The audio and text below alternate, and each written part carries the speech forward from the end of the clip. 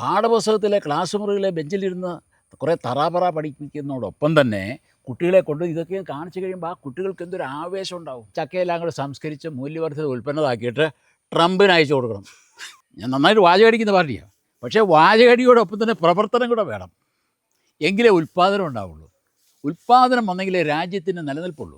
Santhosh George കുളങ്ങരയുടെ അച്ഛൻ George Kulangara സാറിൻ്റെ കൃഷിയിടത്തിലാണിത്. പാലാ മരിങ്ങാട്ടപള്ളിയിലാണ്. അപ്പോൾ സാറ് ഈ വിയറ്റ്നാം സൂപ്പർ എയർലി പോലുള്ള പ്ലാവുകളുടെ വലിയ പ്രചാരകനാണ്.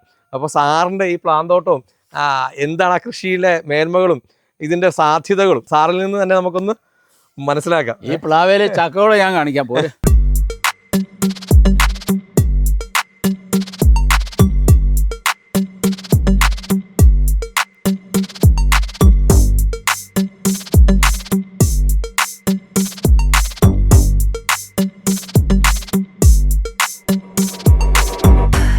അപ്പൊ ഈ സാർ ഈ വിയറ്റ്നാം സൂപ്പർ എയർലിയിലേക്ക് തിരിഞ്ഞതിന്റെ കാര്യം എന്താ? ഇവൻ 1.5 വർഷം കൊണ്ട് കായ്ക്കും. ഇവിടെ പല ഇനം ഉണ്ടെന്ന് തോന്നുന്നു അല്ലേ? ഉണ്ട്. മുട്ടമരിക്കുണ്ട്, വിയറ്റ്നാം ഉണ്ട്, പിന്നെ J33 ഉണ്ട്. ഓരോ ടേസ്റ്റാ. ഇങ്ങനെ കെട്ടിയല്ലേ കിടക്കുന്നത്. ഇതൊക്കെ 1 മാസം കൂടെ കഴിയുമ്പോഴേക്കും ഇതൊക്കെ വലിയ ചക്കകളായിട്ട്. പിന്നെ സാർ ഇതിനകത്ത് ഒരു വ്യവസായ സാധ്യതയുണ്ട്. അതുപോലെ തന്നെ ഇപ്പോൾ ഇത് ആശ്രമമാണല്ലോ, കുറച്ച് പ്രായമായ ആൾക്കാരും ഒക്കെ ഉണ്ടല്ലോ. ഇപ്പൊ നമ്മളെ ഈ കൃഷി തന്നെ ഒരു തെറാപ്പിയായിട്ട് ഹോർട്ടിക്കൾച്ചർ തെറാപ്പി എന്നൊക്കെ പറഞ്ഞു വരുന്നുണ്ടല്ലോ. അപ്പൊ ഈ പ്രായവരുടെ ഒക്കെ ആരോഗ്യത്തിൽ ഇതെങ്ങനെ നമുക്ക് പ്രയോജനപ്പെടുത്താം? ആ രീതിയിൽ സാർ ഇത് തോട്ടത്തെ മാറ്റുന്നുണ്ടോ? പ്രയോജനപ്പെടുത്താനൊന്നുമില്ല. ചക്ക പറിക്കുക, പുഴുങ്ങുക, തിന്നുക. അതിനേക്കഴിഞ്ഞ് വലിയ ശാസ്ത്രമോ ചികിത്സയോ തെറാപ്പിയോ ഒന്നുമില്ല. ചക്ക തിന്നുക എന്നുള്ളതാണ് ഒന്നാമത്തെ തെറാപ്പി. നമുക്കിങ്ങനെ വർഷം മുഴുവൻ ഇതിനകത്തുനിന്ന് വിളവ് കിട്ടുമോ? വർഷം മുഴുവനല്ല.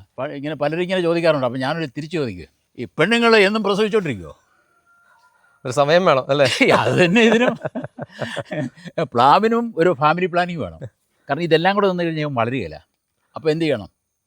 ഇതിൻ്റെ ഇടയ്ക്കിടയ്ക്ക് ഇടിഞ്ചക്കയായിട്ട് പറിച്ച് നമുക്ക് കറി വെക്കാം. ഇടിഞ്ചക്ക കൊണ്ട് അനേക തരത്തിൽ കറി വെക്കാം. കട്ട്ലൈറ്റ് ഉണ്ടാക്കാം, തോരനുണ്ടാക്കാം, ഇടിഞ്ചക്കയും ചേനയും കൂടെ കറി വെക്കാം, ഇടിഞ്ചക്കയും പയറും കൂടെ കറി വെക്കാം, കോഴിക്കറിക്കകത്ത് ശരി ഇടിഞ്ചക്ക ഇടാം, പോത്ത് കറിക്കകത്ത് ശരി ഇടിഞ്ചക്ക ഇടാം. അപ്പോൾ ഇടിഞ്ചക്ക നിരന്തരം നമ്മുടെ ആഹാരത്തിൽ വരുമ്പോഴെന്ത് ചെയ്യുന്നു? ഇത്ര എന്താ പറയുന്ന സമ്പുഷ്ടമായ ഒരു ആഹാരം വേറെയില്ല. എല്ലാം അടങ്ങിയിരിക്കുക. ഇടിഞ്ചക്ക മൂത്തയൊക്കെ എന്ന് പറയുന്നത് ചുളയല്ലേ, അതിൻ്റെ ഫ്ലവറാണ്, പെറ്റലാണ് കിട്ടുന്നത്. ഇടിഞ്ചക്ക എന്ന് പറയുമ്പോൾ കുരു, ചകിണി, പെറ്റൽ, മടൽ ഇതെല്ലാം കൂഞ്ഞിൽ ഇതെല്ലാം കൂടെ കൂടിയല്ലേ, പാട ഇതെല്ലാം കൂടെ കൂടിയല്ലേ ഇടിഞ്ചക്ക വരുന്നത്. വിയറ്റ്നാം സൂപ്പർ എയർലി ഇതുപോലുള്ള പ്ലാവനങ്ങളെ വെച്ച് കഴിഞ്ഞാൽ നമുക്ക് എത്ര നാൾ കൊണ്ട് അതിൻ്റെ ഒരു വിളവെടുപ്പ് നടത്താം? വിയറ്റ്നാം സൂപ്പർ എയർലി വൃത്തിയായിട്ട് കൃഷി ചെയ്താൽ 1.5 വർഷം കൊണ്ട് ചക്ക പറിക്കാം. നാടിന് ഇതിൽ കൂടുതൽ എന്താ ഒരു ഐശ്വര്യം. വാസ്തവത്തിൽ ഇതല്ലേ ഏതൻ തോട്ടം. ഇതെല്ലാം ഇട്ടേച്ച് നമ്മൾ കറങ്ങി നടക്കുക. ഇതൊക്കെയാണ് കുട്ടികളെ പഠിപ്പിക്കേണ്ടത്.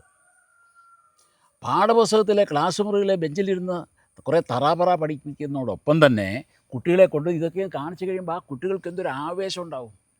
പ്രകൃതിയെ സ്നേഹിക്കാൻ പഠിക്കുകയില്ലേ, കാർഷിക മേഖലയെ സ്നേഹിക്കാൻ പഠിക്കുകയില്ലേ, കൃഷിയെ സ്നേഹിക്കാൻ പഠിക്കുകയില്ലേ, അവൻ കൃഷി ചെയ്യാനായിട്ട് ആഗ്രഹിക്കുകയില്ലേ, കൃഷി ചെയ്യില്ലേ, ഉൽപ്പാദനം ഉണ്ടാകുകയില്ലേ. ഇപ്പോൾ ഇതെല്ലാം പശ്ചാത്തലം മനസ്സിലായല്ലോ. ഇതെല്ലാം നട്ടിതാക്കി കഴിഞ്ഞിട്ട് ഇപ്പോൾ എൻ്റെ നേതൃത്വത്തിൽ 3 ഫാക്ടറികളുടെ പണി നടന്നുകൊണ്ടിരിക്കുക. ഒരു ഫാക്ടറിയുടെ ഉദ്ഘാടനം, അതായത് ചക്ക, കപ്പ, പൈനാപ്പിൾ ഇതെല്ലാം മൂല്യവർദ്ധിത ഉൽപ്പന്നമാക്കുന്ന ഫാക്ടറികളാണ് വരുന്നത്. അതാണ് എൻ്റെ അടുത്ത മേഖല. അതിൽ കടുത്തിരുത്തി ഫാക്ടറി ഉദ്ഘാടനം കഴിഞ്ഞു. കണ്ടനാട്ടെ ഫാക്ടറിയുടെ 6000 സ്ക്വയർ ഫീറ്റുള്ള ഫാക്ടറി കെട്ടിടത്തിൻ്റെ പണി നടന്നുകൊണ്ടിരിക്കുക. അത് അടുത്ത മാസം മിക്കവാറും നടക്കും. അതിനകത്ത് നമ്മുടെ സിനിമയുടെ ശ്രീനിവാസനൊക്കെ ഈ ടീമിലുണ്ട്. കമ്പനിയുടെ പേറ്റനായിട്ടിരിക്കുക. ഞാൻ ചെയർമാൻ. കഴിഞ്ഞ ദിവസം മറ്റേ കണ്ടനാട്ടൊരു 150 ഏക്കറോളം ഞങ്ങൾ പാടം കളക്റ്റീവ് ഫാമിങ് നടത്തുക. 2 ആഴ്ച മുമ്പ് അവിടെ വിതയായിരുന്നു. ആ വിതയിലെ ശ്രീനിവാസൻ്റെ മകനുണ്ടല്ലോ ധ്യാൻ, ഇവന്മാരെല്ലാം ഉണ്ടായിരുന്നു. ഞങ്ങളെല്ലാം കൂടെ കൂടിയാണ് അത് വിതച്ചത്. MP IB ഈഡൻ ഉണ്ടായിരുന്നു. അപ്പോൾ എങ്ങനെ അപ്പോൾ ഒരു സമൂഹത്തിലെ ഒരു കാർഷിക ഉത്സവം ഉണ്ടാവണം. അങ്ങനെ വരുമ്പോൾ ഒരു കൂട്ടായ കൃഷി ഉണ്ടാവും. ഇതൊക്കെയാണ് ഇതിൻ്റെ ആശയങ്ങൾ. അപ്പോൾ ഇതിൻ്റെ അവസാനത്തെ പോയിൻ്റ് എന്ന് പറയുന്നത് ഇതിനെല്ലാം സംസ്കരിച്ച്, അതായത് ഈ ചക്കയെല്ലാം കൂടെ സംസ്കരിച്ച് മൂല്യവർദ്ധിത ഉൽപ്പന്നമാക്കിയിട്ട് ട്രംപിന് അയച്ചു കൊടുക്കണം. കപ്പ, വാഴ ഫാമിലേക്കാണ്. ചക്ക ഫാമിൽ നിന്നും ധാരാളം ചീനികളുണ്ട്, ഇഷ്ടംപോലെ മുളക് പഴുത്ത് നിൽക്കുന്നു. അതുപോലെ തന്നെ സ്വീറ്റ് പൊട്ടറ്റോ എന്ന് പറയുന്ന പുതിയ ഇനം, അതായത് തിരുവനന്തപുരത്ത് കേന്ദ്ര കിഴങ്ങ് ഗവേഷണ കേന്ദ്രമുണ്ട്, അവിടുന്ന് കൊണ്ടുവന്ന് വിത്ത് മുളപ്പിച്ചിട്ട് ഇതാ നട്ടിരിക്കുകയാണ്. സ്വീറ്റ് പൊട്ടറ്റോ കഴിഞ്ഞ ദിവസമാണ് നട്ടിരിക്കുന്നത്. ഒരു 2-2.5 മാസം കഴിയുമ്പോഴേക്കും ഇതിന് നമുക്ക് വിളവെടുക്കാൻ കഴിയും. അത് വളരെ പ്രമേഹ രോഗികൾക്കും വളരെ നല്ലതാണ്. കാരണം അതിനകത്ത് മധുരത്തിൻ്റെ ലേശം കുറവുണ്ട്. അപ്പോൾ നമ്മുടെ ഇങ്ങനെ ഫാം കഴിഞ്ഞ വർഷം ഇതെല്ലാം ഏത്തവാഴ കൊല വെട്ടിയിട്ട് വീണ്ടും അടുത്തത് നമ്മൾ കൃഷി ചെയ്തിരിക്കുകയാണ്. ഇതാ ഈ മുളക് തന്നെ നോക്കിയേ, എത്ര മനോഹരമാണെന്ന് നോക്കി.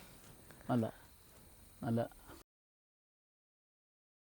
സിനിമാ നടികളുടെ സൗന്ദര്യത്തെ കടത്തി വിട്ടു ഈ മുളകിൻ്റെ സൗന്ദര്യം. എത്രയും സമൃദ്ധമാണ്. ഇത്രയും കുറച്ച് സ്ഥലത്ത് ഇത്രയും പ്ലാവുകൾ വെച്ച് അതിൽ എത്ര കിലോ കണക്കിനാണ് നമുക്ക് ഭക്ഷ്യവസ്തുക്കൾ ഉൽപ്പാദിപ്പിക്കാൻ കഴിയുന്നത്. ഈ ഒരു സംസ്കാരമാണ്, ഒരു കാർഷിക സംസ്കാരം നമുക്കുണ്ടാവണം. അതിൻ്റെ ഉദാഹരണമായി ഞാൻ നന്നായിട്ട് വാചകടിക്കുന്ന പാർട്ടിയാണ്, പക്ഷേ വാചകടിയോടൊപ്പം തന്നെ പ്രവർത്തനം കൂടെ വേണം, എങ്കിലേ ഉൽപ്പാദനം ഉണ്ടാവുള്ളൂ. ഉൽപ്പാദനം വന്നെങ്കിലേ രാജ്യത്തിന് നിലനിൽപ്പുള്ളൂ. കാർഷിക അഭിവൃദ്ധിയാണ് നമുക്ക് ആവശ്യം. ഇതുപോലുള്ള കൃഷിത്തോട്ടങ്ങൾ ഇന്ത്യ മുഴുവൻ വ്യാപിച്ചാൽ ഒന്ന് ആലോചിച്ച് നോക്കി. അതുകൊണ്ടാണ് കഴിഞ്ഞ 6-7 വർഷമായിട്ട് ലക്ഷോപലക്ഷം പ്ലാന്തായി സബ്സിഡി റേറ്റ് ഞാൻ സാധാരണ കൃഷിക്കാർക്ക് വിതരണം നടത്തിക്കൊണ്ടിരിക്കുന്നത്. അപ്പോൾ ഇതൊരു കാർഷിക സംസ്കാരം വേണം. 1950കളിൽ ഡൽഹിയിൽ ഒരു ഇൻ്റർനാഷണൽ കോൺഫറൻസ് നടന്നു. ഒരു വലിയ കൾച്ചറൽ കോൺഫറൻസ് ആയിരുന്നു, സാംസ്കാരിക സമ്മേളനം, ഇൻ്റർനാഷണൽ സാംസ്കാരിക സമ്മേളനം. വിദേശ രാജ്യങ്ങളിലുള്ള രാഷ്ട്ര തലവന്മാരൊക്കെ അതിൽ പങ്കെടുത്തതാണ്. നെഹ്റു, പട്ടേൽ ഇവരെല്ലാം അതിലുണ്ടായിരുന്നു. അപ്പോൾ ഇവരുടെ എല്ലാം പ്രസംഗം കഴിഞ്ഞ് ലാസ്റ്റാണ് നമ്മുടെ വല്ലഭായ് പട്ടേലിന് പ്രസംഗിക്കാൻ അവസരം കിട്ടിയത്. അദ്ദേഹം പ്രസംഗം ആരംഭിച്ചത് ഇങ്ങനെയാണ്: I know one culture, that culture is called agriculture എന്ന് പറഞ്ഞ് അദ്ദേഹത്തിൻ്റെ പ്രസംഗം അവസാനിപ്പിച്ചു. ബാക്കിയുള്ളവരെല്ലാം സ്റ്റണ്ടായിപ്പോയി.